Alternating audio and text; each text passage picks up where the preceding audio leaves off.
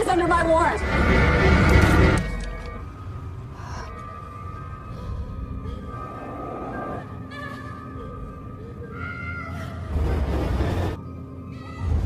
Season 1 episode 4. Dieter yang sebelumnya menolak tawaran Erik pada akhirnya dialah orang yang paling depan membantu pelarian teman-temannya, termaksud membantu menyembunyikan Hana di rumahnya sendiri. Dieter memiliki keluarga kecil di kota Berlin, memiliki 2 orang anak dan sang istri bernama Sima. Setelah pensiun dari dunia militer, ia menjalani kehidupan normal sebagai masyarakat biasa, bekerja di bidang ekspedisi demi memenuhi kebutuhan keluarga kecilnya. Sementara Erik kini ditetapkan sebagai buronan intelijen Berlin setelah kekecewaan yang terjadi sebelumnya. Tak hanya itu, Erik yang berhasil menangkap dan menyekap Marisa mulai membongkar setiap jaringannya satu demi persatu, termaksud menjebak Daniel di saat itu juga. Marisa yang berhasil ditangkap kini mendapatkan integrasi penuh dari Erik. Dari pertemuan tersebut, Erik mengatakan bahwa kehidupan Marisa terlihat cukup baik dari sebelumnya. Bahkan dirinya menjabat sebagai kepala badan intelijen pusat dengan keluarga bahagia. Walaupun sebenarnya anak Marisa itu bukanlah anak kandungnya, melainkan anak dari suaminya bernama Oliver Moru. Tetapi ia tetap mencintainya layaknya seperti anaknya sendiri. Dan tujuan Erik menangkap Marisa adalah menghapus seluruh perintah penangkapannya. Tidak ada lagi orang yang berani mengejarnya dan menganggapnya sebagai buronan, termaksud Hana sendiri. Jika Marisa berani menolak, maka keluarga yang telah ia bangun bersama suaminya akan sirna seketika. Dan untuk membuktikan ucapan itu bukanlah sebuah ancaman biasa, Erik tanpa ragu membunuh Daniel tepat di depan matanya di saat itu juga. So you know I'm serious.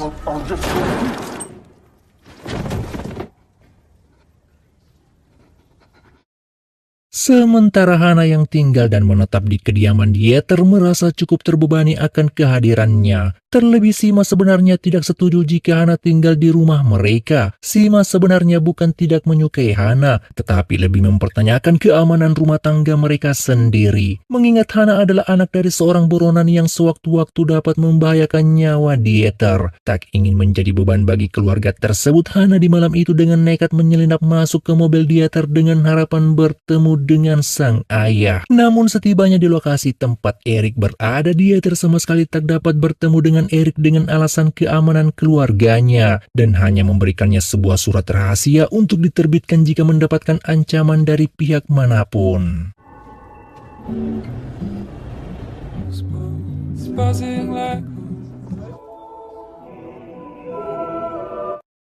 Sementara Marisa di hari itu kembali menghubungi salah satu jaringan intelijennya bernama Richard. Dari pertemuan itu Marisa mengatakan bahwa Erik kini menjadi tahanannya. Ia meminta bantuan Richard untuk membawa Erik keluar dari negara Jerman tanpa melibatkan militer Jerman dan Amerika. Awalnya Richard tidak setuju akan hal tersebut. Terlebih Richard sama sekali tidak memiliki wewenang untuk melakukan perintah itu. Namun karena Marisa terus saja mendesak hingga pada akhirnya ia pun tak dapat menolak permintaan yang dimaksud.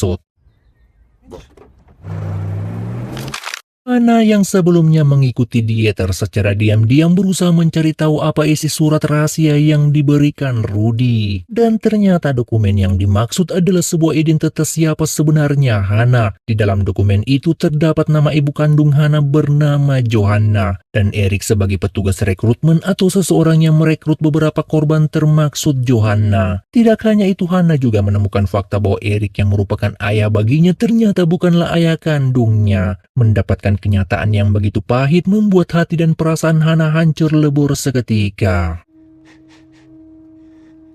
Sementara Marisa yang masih dalam pengawasan Erik terus melakukan pemantauan sembari memastikan penerbangannya berjalan dengan lancar. Tetapi itu nampaknya tidak sesuai rencana, di mana deputi Jerman bernama Jerome tiba-tiba saja menghampiri Richard. Dari pertemuan tersebut, Jerome mengatakan bahwa apa yang dilakukan Marisa adalah sebuah pelanggaran keamanan. Terlebih perintahnya membawa seorang buronan keluar Berlin tanpa lokasi yang tak diketahui. Jerome menduga bahwa Marisa sebenarnya tidak menahan Erik, melainkan Erik lah yang menahan Marisa. Di sini terjadi ketegangan antara Erik dan Marissa. Marissa adalah kepala proyek Ultrax sebelum menjabat sebagai kepala intelijen pusat. Proyek Ultrax bertujuan menciptakan tentara super dengan cara memodifikasi DNA bayi-bayi yang baru lahir. Namun ketika Erik berkhianat dan mencuri salah satu bayi yang berada di sana, Marissa mendapatkan perintah untuk segera memusnahkan segala barang bukti yang ada. Termaksud membunuh seluruh bayi yang ada di sana hingga hanya menyisakan Hana semata.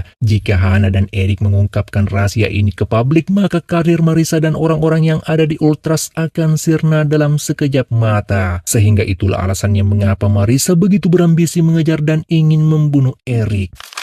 Kini tibalah waktu keberangkatan Hana dan Erik meninggalkan kota Berlin. Namun hal itu mendapatkan penolakan. Hana mempertanyakan kebohongan Erik selama ini, menuntut jawaban tentang siapa dirinya sebenarnya, mempertanyakan mengapa ia memiliki kemampuan fisik yang tidak normal dibanding manusia pada umumnya, serta mempertanyakan kebenaran kedua orang tua kandungnya. Come on now.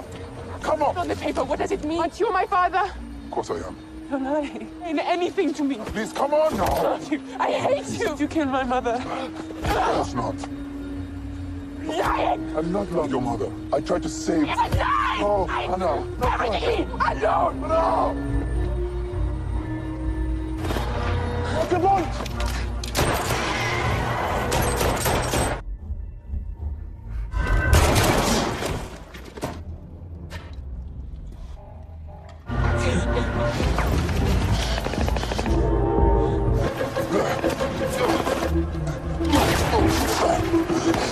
Halt den Kofferraum auf!